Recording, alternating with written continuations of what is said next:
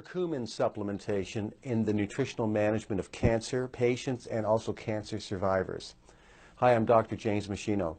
You know, there are many natural agents that are touted for being really, anti-cancer, certain herbs and supplements and so on.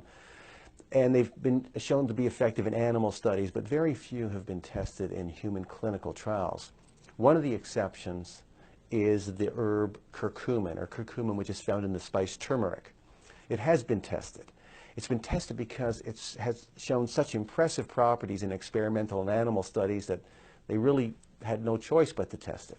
So the modes through which curcumin was shown to block cancer, the spread of cancer and its progression, is by toning down receptors on the cancer cell surface. Many cancer cells have these, they're called epidermal growth factor receptors. They have often, in 40% of breast cancer, for instance, there's too many of these receptors.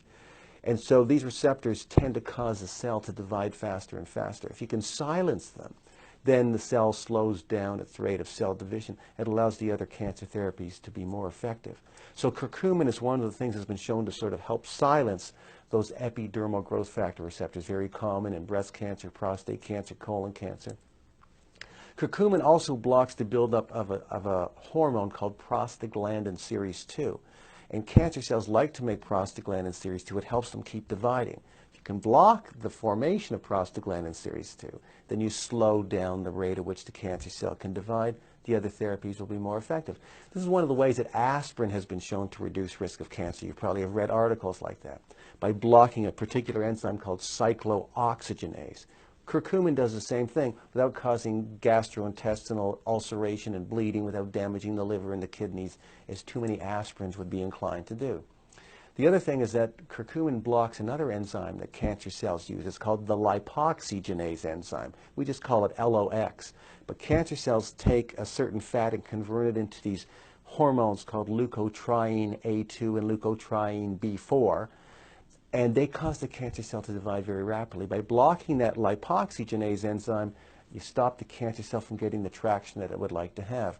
Curcumin's also been shown to block the ability of tumor cells to form new blood vessels to feed themselves. If you can restrict their blood flow, then the rate at which the tumor is going to grow is going to be much slower because it can't get the nutrients it needs for many cells to proliferate. And also, it's harder for the cancer cells to spread to other parts of the body if you cut off the blood supply.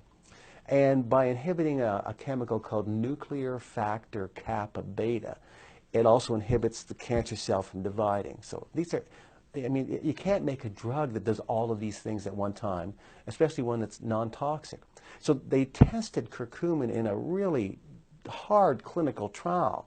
They took patients that have a condition called FAP, where they genetically make hundreds of polyps every 6 months are found in the large colon, and if you just leave them there, eventually some of them will become malignant. The person will have a malignant colon cancer. So they have to go in every 6 months and remove them, or do a colostomy, remove the colon. But even then, there's a remnant part of the colon that gets left behind, and polyps still grow there. So they still have to go in and remove them.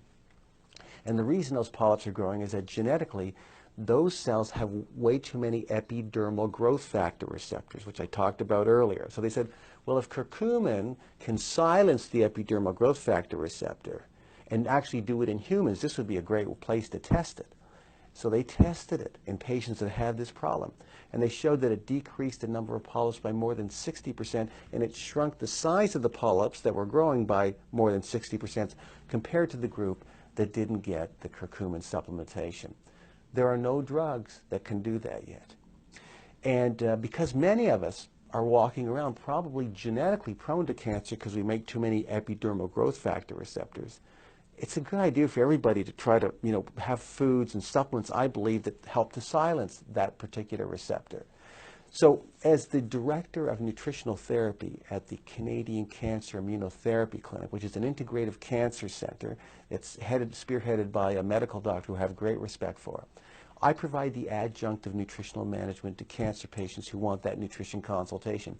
One of the supplements that I really encourage patients to take, and there's about 10 different supplements in total, but one of them has curcumin in it, in addition to other natural anti-inflammatories like white willow bark extract, boswellia, and ginger, because all of them have anti-cancer properties. Now, Each capsule of that supplement has 190 milligrams of curcumin. So I'm having the person take 3 capsules at least 3 times a day to get them into the 1,700 milligram range of curcumin. That's the dosage you're going to need to make it an effective therapeutic nutrient if you're fighting cancer, if you want to reduce the recurrence of cancer. So the dosage has to be right. Again, I like it to be in a combination supplement: curcumin, boswellia, white willow bark extract, and ginger, because they work synergistically to produce an incredible anti-inflammatory effect, and you get the anti-cancer benefits of some of what those nutrients are able to do as well. To understand this better, click on the link below. You can read my articles on curcumin and cancer. All the scientific references are there, so you'll know you're getting only evidence-based information from me. And remember that at machinohealth.com you can see my other research review papers, footage from my live professional seminars, other videos, resources, downloads I've created. They're all there to help you lead a long, healthy, functional life, and they're free. All the research review papers that I have, all my teaching materials have all the scientific references in them, so you'll know you're getting only sound scientific information from me on any health topic that you're looking for.